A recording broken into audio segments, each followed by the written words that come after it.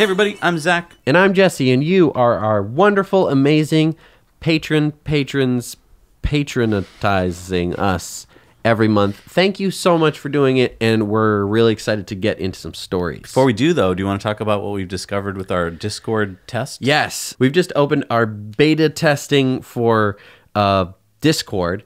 Basically what it is I'm going to give you a little backstory because we have time. You've paid to be here. This is Patreon bonus stories. Basically, Discord is sort of like this. It was started by gamers. Yeah, it's like a gaming chat so that you can chat with your friends while you're playing a game. But a lot of people have kind of used this really good platform to have community-wide chats about things. And so at the suggestion of many of our patrons, we've decided to give it a shot. So we just recently started. We got like, what, 50 or 60? 50 or 60 people. We've just been kind of testing to make sure that everything kind of works and that we have established how everything's going to work. Yeah, and we had never used Discord before, right. So we're just kind of getting it our actually feet has wet. some features that I'm really excited about. So obviously you can set up channels, and what that means is just like a topic that you want to talk about. So you can go over to that channel to talk about, let's say, some people set up like solar or Model 3. Mm-hmm. That's cool. But it also has this cool feature called voice, which means that you can talk to each other with your voice. Let's say you're sitting at your mobile thing or your laptop. You can just be like, hey, Bob, what do you want to talk about? Right. So that's really cool. That's going to be really cool. We are really excited to begin to kick that off. So here's the thing. There's a bot. There's a automation that works between Patreon and Discord, and we're going to try it next week to see if it works. And we're a little afraid to, because once it like goes live. There's no like sandbox mode. We can't like put the genie back in the bottle necessarily. Right. So I mean, in an easy way. We're going to try this bot. It could screw up royally, and we might have to start all over. So just be aware that we're still in test mode. But once we get it working, it should work so that we can all have a Discord together. It should be really cool. It's going to be very exciting. I think everyone will be able to go over there, but it'll be the $3 level and above that'll be able to really start using the features well. So check it out. Look forward to that. We're so excited. Let's get into some news. Okay. So, get this, Jesse. We all wonder, like, is stock market going up and down? Yeah. Well, I got a stock tip for you. You want to hear the stock tip? Yeah, sure. Tesla stock is going to tank in 2019. It's going to drop 70%. Wow, is that why we're putting on a Patreon bonus story? So that way our Patreons know before everyone else? Well, we're putting it on here because it ain't true. No. Check this out. For years, Wall Street got used to the idea that Tesla just needed to get the production side up to a certain scale, and then that would kind of be the hard part. You're suggesting that the demand really is not there, even if they can produce at this rate for a while. Listen, I believe that they've completely exhausted their U.S. backlog. And keep in mind, right, 2016, the promise of this car was a $27,500 car, right, $35,000 less than 7.5. Fully autonomous. You could drive coast to coast, literally sleeping in your back seat, and free superchargers. So they garnered 455,000 in, effectively reservations. And none of those things have proven true, right? The car is like $55,000. So those guys who thought they were getting a $27,500 car, put down $1,000, they're not getting that. Superchargers cost money, and clearly nobody in their right mind would allow a Tesla to drive them autonomously coast to coast. You're putting your life at risk, right? There's been like 45 deaths associated with autonomous based on the research we've done. So I think that you're going to have huge cancellations. And we put out a note today where we believe roughly 155,000 cancellations have happened. They haven't updated that 455,000 reservation number, but that's a big deal. So we think they fully exhausted their U.S. backlog, and we think you're going to see that in 1Q. We don't think it's going to be like a 10%, 15% fall off in sales. We think it's going to be astronomically higher than that, and I think it's going to shock people to the downside. All right. And then in the back half, you have the real competition coming. So I think that's a big deal. Yeah, so that was Gordon Johnson from Vertical Research Group. And I think, I'm just so scared to get in my car now because he said there was like 45 Tesla deaths. According to their research. Yeah, they've done research. So that was autopilot deaths? 45 of them?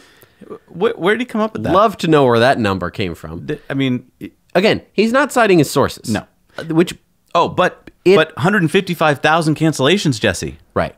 Again, cite your sources. Show me where you get that number from. Stock's going to be at $88 next year. It's like, look, I can go on TV and say all this. It doesn't mean that it's true. Well, he's a really good analyst, Jesse. I'm going to look him up right now on Tip Ranks. There you go. He has a 2-star out of 5. 52% success rate in his ratings. So flip of a He coin. flips a coin. His average return is negative 0.1%. What are you trying to say? You may as well just flip a coin. Like it's, I mean, Yeah. it's like Yeah. not even. Well, okay. He's Here's not the a thing. good analyst. Here's the thing. Why does CNBC A have him on, and B give him they talk to him all by himself? Like at least put him with a group of people who can laugh at him or something. Right. I mean, and this is what they did last time. They probably learned their lesson. They had that's right. They had Chowhurdy, who's a much higher rated analyst. They were side by side, and He just ripped and he him. was just ripping him apart and just laughing at Gordon because Gordon was just like he did not have any of his facts ready to go, and he was getting absolutely torn apart. If you Google Gordon Johnson, basically there's 2 videos of him. One, him getting ripped apart, and the other one is the video we just showed you. And I can say that because look at his analyst profile. Well, It's and look at what he cited as his atrocious. reasons, which weren't based on facts. Right. He is completely ignoring It's the the European... safest car Right. in the world. Right. And he's ignoring the European and the Chinese markets. Right.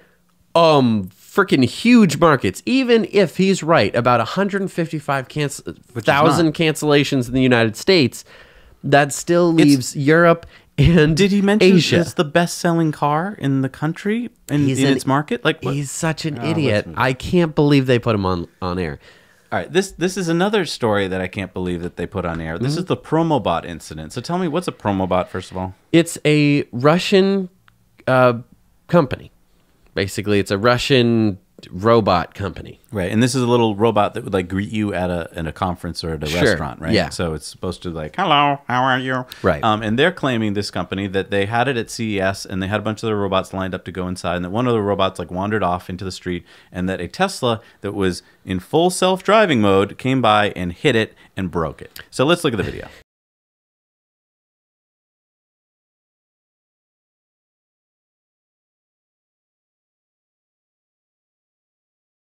So first of all,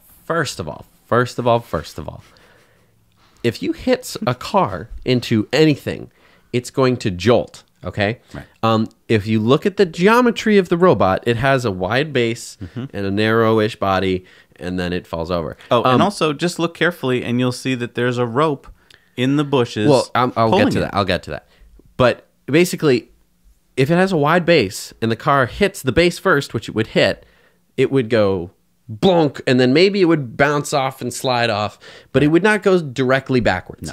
No. Secondly, it would jolt. It would not go.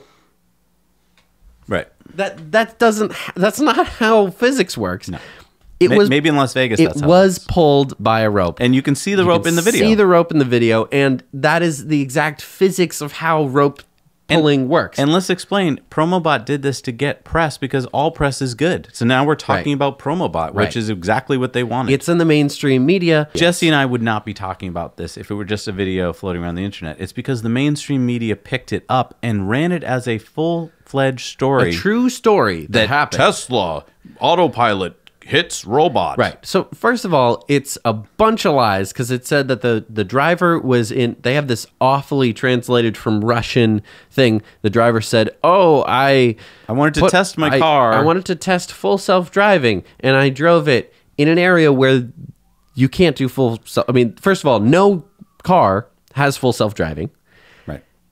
on a Tesla car that you can buy, unless you're a Tesla engineer, Right. unless you're Elon Musk. But even if they meant, autopilot, It can't do autopilot because there's no lines on the Right. road. Exactly. And I don't even think it was going the correct speed for, you have to be above 18 miles an hour to go into autopilot. Exactly. So So- it wasn't an autopilot. Right. It was, It was- obviously the guy's friend who drove it. This was all set up. And this is sort of like a very small example of FUD that we see all the time. You know, it's something that's not true, but usually it looks true enough that the mainstream media is like, cool, pick up that story. That'll hurt Tesla stock or just And here's the that'll thing, get even after clicks. it's debunked, which it was debunked 20 minutes after it came out, Right. instead of retracting the story and going, we were wrong, they just move on. They just move right on like, whatever. Which, that's not journalism and that's not integrity. That's just blatant FUD. Right.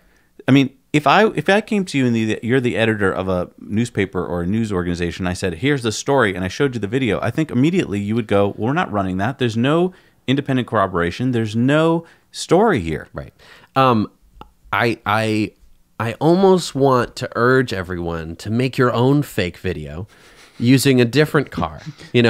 Get your own fake robot And some rope. and then just submit it to places like the New York Times. Like, here, CNBC, look at this. But it'll probably go horribly wrong because there'll be all these FUD stories about Tesla's killing robots. well, no, don't use Teslas. Choose other cars. Oh, Subarus and stuff. Yeah, like, it's a Cadillac, this or that. Oh, wow. I like it. I don't know. It's just like... Yeah. That's a great idea. Let's do it. I don't know. It's like, why... let's bring attention to it in a comical sort of way. I love it. Don't get hit by a car, please, though. Like, I think we should add that to our idea list. It's just so cold outside, though. I know. Really, forget about it. Las Vegas. All right, this next story is an excellent opinion piece on pollution by The Guardian writer George Monbiot. Imagine if thousands of shops across the country in the UK sold canisters of toxic gas, and they started spraying them into kids' faces, and it became a craze, right? Everyone just walking down the street like, hey, kid, spray, and this gas damaged their hearts, their lungs, and their brains. What would happen? It would be a national emergency. Like, they would, the police would be out in force preventing this from happening. There'd be laws passed about not selling the toxic gas. Right. But according to the International Journal of Environmental Research and Public Health, burning fossil fuels is now, quote, the world's most significant threat to children's health. It has a huge reduction in intelligence. It has an increase in asthma, cancer, stroke, and heart failure. Since 2001, though, in the UK, they have taxed diesel less than they tax regular gasoline or petrol. Mm-hmm. So that means we've had 18 years of births, children, exposed to high diesel pollution. These exhaust fumes that pass toxic particles through the lungs of pregnant women and accumulate in the placenta. And the Lancet Commission on Pollution and Health reported in 2017 that pollution kills more people than tobacco. 3 times as many as AIDS, tuberculosis, and malaria combined. He goes on to talk about the 3 reasons why no one is championing this cause. He says, 1, there's no heroic narrative. Right. You can't come up with like a cure to some disease and be like heralded as a hero. Right. 2, interventions are systemic, not discrete. So this is, again, you're not creating like, here's the cure for cancer. You would have to be like, we need to change the system to prevent these cars from polluting. Right, like with malaria, I can give you a mosquito net, and that will solve basically all the problems for your family going forward. So it's very concrete. It's easy to wrap your head around, like, let's just raise money and get more mosquito nets. Right, hooray. But here, that's not the case. Right. And 3rd, there's no commercial interest in spreading polio or tuberculosis, but there is massive global interest in the lobby for big oil. Big oil generates tons and tons of money. So an unfathomable amount of money. And not just big oil, big auto, and also the companies that make all the infrastructure for that, all the roads. Exactly. So pollution is the tangible manifestation of corruption, he says. And so he says love that we quote, must mobilize. And this is a really good way to think about it. If tomorrow you woke up and there were people just walking down the street with those, pesticide canisters going, shh, shh, shh, shh, and you're just like, what the hell is going on? You'd call the police. They would arrest those people because that's illegal. Right. You can't do that. You would change, laws if that wasn't enough, if the laws weren't strong enough to prevent those people from doing that. You would change the laws because if it was making an impact, especially for children, ruining their lives, lowering their intelligence. I mean, it's not just that it's bad. It's bad for you. It's bad for the world. If you have these children who are now less intelligent because of this problem, you're losing out on the discoveries and the work that they could be doing. And we're just talking about the children because it's easy to wrap our heads around this little image of 18 years of children. But it's you. It's me. We're all affected by this. I love this quote. We just kind of went through it quickly, but pollution is the tangible manifestation of corruption. Right. Where you see pollution, that is what you see of the corruption lying underneath in the system. That means that we have to do away with that corruption. And as he says, we have to mobilize. That's what we're here for. Right. We have to find ways to put an end to this. And we have more power than we think we have. This article in itself is a perfect way. I hear from so many people, they say, like, what do I do with my coworker or my uncle who won't listen to me? Share this article. This opinion piece is got some great information in it, and it's pretty hard to argue. And it puts it into such an example of people spraying poison gas into other people's faces, which is basically when you drive down the street in a combustion engine car, that is what you're doing. Right. And especially in a diesel. Oh, absolutely. I think it's just really important. So, you know, for those of you who are like, yeah, what do I tell everyone, you know, my family at Thanksgiving or at holidays? This, you know, that's the example. And yes, that's going to make people upset because you're actually changing their minds. But what other option is there? No, that's a really good point. When someone gets upset, that's a sign that you've actually done some good. Right. It's not pleasant. We all don't want to get into confrontations, but that is the first step to having your mind changed. If everyone just sits there after you read them something and they're like, great, that means nothing happened up there. That's true. So. I mean, getting upset is it is a good indication that you're really close. Right. And I think that, again, the biggest kicker, the biggest thing that will change their mind, get them over that hump, is being in a Tesla. Like, and experiencing. It always goes back to that. You're right. You're absolutely right. You know, like, I know that it sucks that it's like... So that's what you should do. At Thanksgiving, have them read that article. Now they're all bummed. Then be like, hey, let's go outside after dessert. Yeah. And go for a ride in the Tesla. And it because it creates an alternative that they can be excited about. Exactly. It's a problem solver. Right. Now, for 2 years plus now, we've been talking about what's going on in Tesla, how things are doing great, but the media just gives all this FUD. But I thought it'd be interesting to show you this Bloomberg article that just came out the other day with 5 charts that we've basically already shown you. Basically, that was our in-depth last week. Right. With these 5 charts. Does Bloomberg watch us and then they decide what to write? Here's the thing. There's going to be some really good profit numbers coming out for Q4 for Tesla, right? And I think all of these big media outlets are like, oh, crap. We have to get ahead of this. We have to get ahead of it, or else everyone's going to be like, why didn't you tell us this and know about this? We can't FUD it anymore.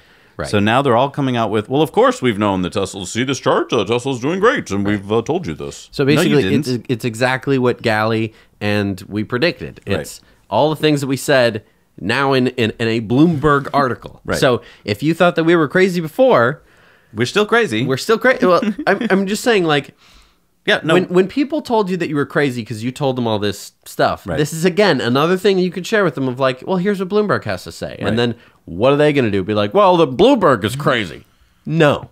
We've just known about it for longer. Or we've told you about it for longer. Clearly, they knew about this, and they haven't shared it. All right, it's time for our tip of the week, so let's go into our little intro. All right.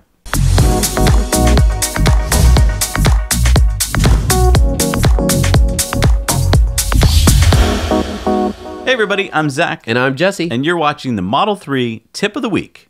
Oh, and just to mention, the Model 3 Tip of the Week comes out on Wednesday, but you can see it 2 days earlier on our Patreon bonus story. If you go over to Patreon and give us $1 a month, you'll get to see all of our Patreon bonus stories, which includes the Model 3 Tip of the Week. Yeah. All right, so this week, Jesse, we've got a couple cool tips we wanted to give you. Let's do this first one here on essential oils. Hey everybody, Zach here. Do you guys know what essential oils are? They're really cool. We use them here in the office. That you can either put them on your body or you can put them in diffusers so that you're smelling them all day. And we like them because they can make you feel better, less stressed, more relaxed. They can also wake you up if you need them like in the morning on your way to work. So we began thinking like, wouldn't it be cool if we could get essential oils in the car? So we did some digging on the internet and we scoured around and we found 2 different possibilities. One is this mobile diffuser, and one is this clip-on that clips onto your vent. So we're going to go try these out in the Model 3 and see how they work. Okay, so let's try them out. So the first one we're going to try is this diffuser by InnoGear. And what you do is you fill it with water up to here, and then in the top here, you put a few drips. We usually do like 2 or 3 drips of our favorite oil. Today we're going to use this On Guard by doTERRA.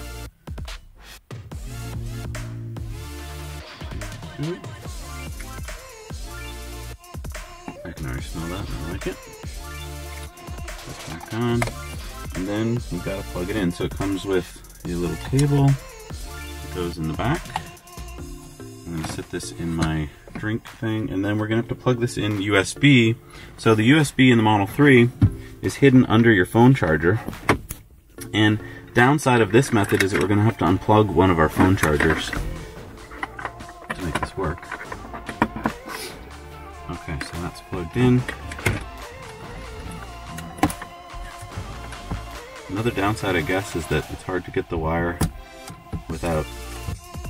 I guess we're going to have to leave that up for now. Alright, I'm going to turn it on. And you can already see the moisture coming out with the smell. Smells nice. And there's a little light button on here too, so, I mean, I don't know why you'd want that in the car, but if you do. And, yeah, so I can already immediately, like, smell it. It's already working. So this is, in terms of usability, this is, in terms of what? In terms of effect. In terms of effectiveness, this is, I can tell, really effective. Downside, I can already tell that the water is going to be the downside, because this is going to have to be refilled.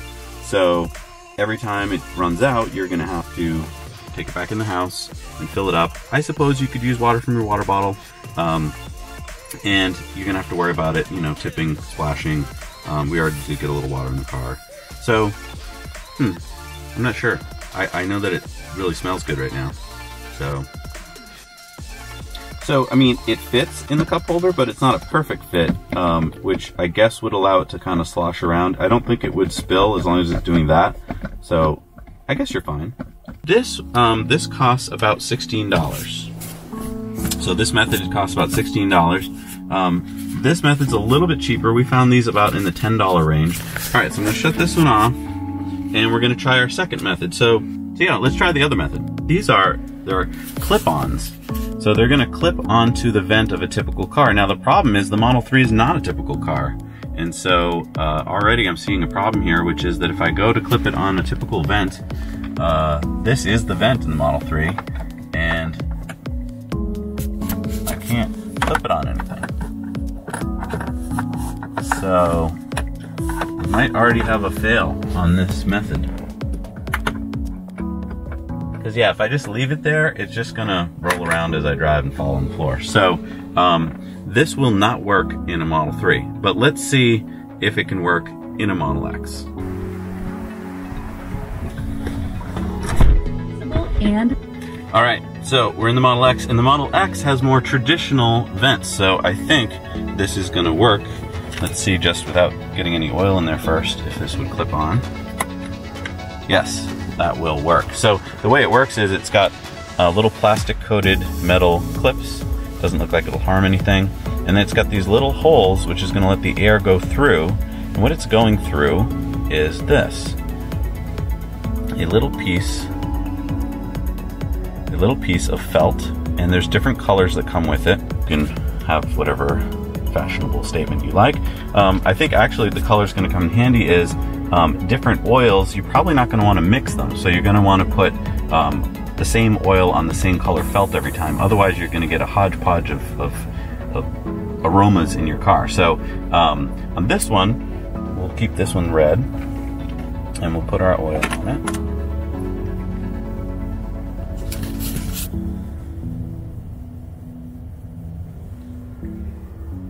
One, two, three. I think that should be good. Diffuser thing, pop that in the middle. And it doesn't like snap tight, like I think it's just a magnet. So that's what it looks like. You can get all different kinds of designs. And now we're gonna clip that onto my vent there. And we'll see if I'm getting the same kind of aroma. Now this is a bigger cockpit than the Model 3, but I would assume within a minute or so I should be able to smell it.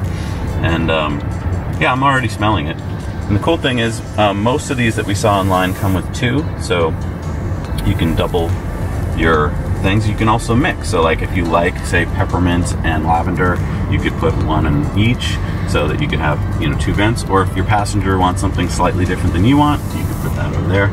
So yeah, that's what they look like.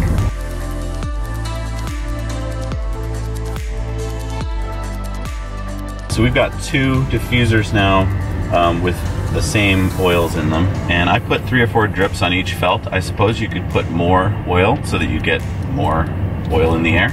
And right now I'm definitely smelling it. I don't think I'm smelling it in the same way that I was smelling the diffused one.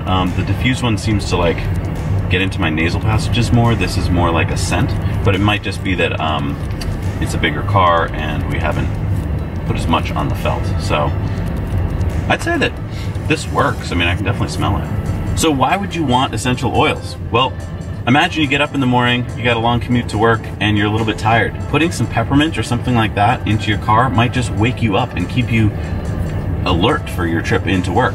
And then same thing on the way home. That's probably something that you'd like. You definitely don't want to use something that's going to make you sleepy. There's lots of great oils that are good for going to sleep.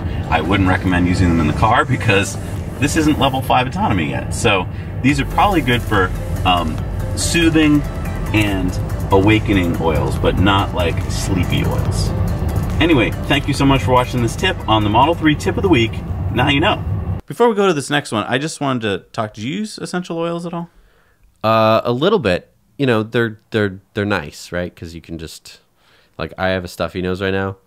Peppermint oil, it just because it just like Clears it out. clears it right out. I do want to reiterate, don't use any essential oils in the car that make you sleepy. I think that would be a mistake. Unless you just want to go to sleep in the driveway or something. Just use ones lavender, yeah, right. yeah. Lemon, peppermint. Right. The ones that'll wake you up, make you more focused. I think those are great. Okay. Yeah. And we're not suggesting that they cure cancer. Oh, no. They're just really nice to have in the car. And I was surprised to see that the one that clips onto the vent, I mean, I guess I wasn't thinking. It, of course, doesn't work in a Model 3. I mean, there's a vent, but There's a rear vent. Oh, so the rear seat You can put it on the rear seat. Okay.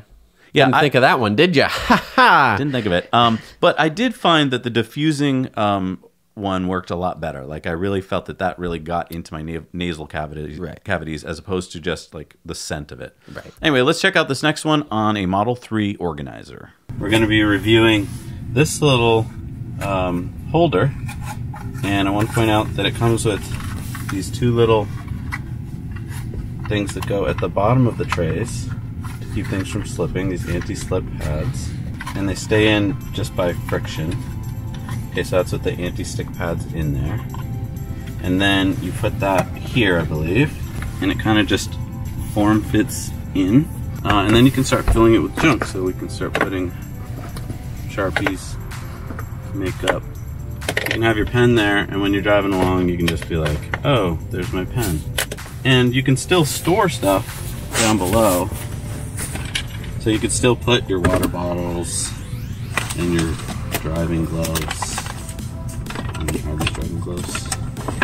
and all your other junk down there, and then just cover it with this. Yeah, just another place to put your junk. Again, it's not a big deal, but I did find that it was nice because, you know, in the Model 3, when you open that first compartment up, it just goes really deep, and that's great for like a big thing, but like, right, I don't have a purse, right? So I'm not sticking a big purse in there, right, and it's not really conducive to purses. Like I've tried it with my girlfriend's purse; it doesn't. It's good for like a tall water bottle, right? But then I don't know, where do you put like your change or your pens or your? So that's, I mean, kind of funny because you don't think of that, but like this little thing was a kind of helpful organizer. Anyway, hope you found that useful, because a lot of times, at least if you're me, I don't think of these things until someone actually like shows me their car with it. Like on Sparky, we tested out a bunch of things that I was like, this is so dumb, and now I use them every day. That door pocket, the seat pocket thing, and now I use it every day. Right. So just saying, maybe try it out, see if you like it, and if you're looking for like a present for a friend who has a Model 3, this is kind of perfect. All right, so if you have tips, and I know you do, please keep sending them in, because if you have things you want us to check out, or answers you want us to find, or test, or like, that's what we're here for. So send them on over. We'll try our best to get to them. Thank you so much for watching, everybody. Now you know.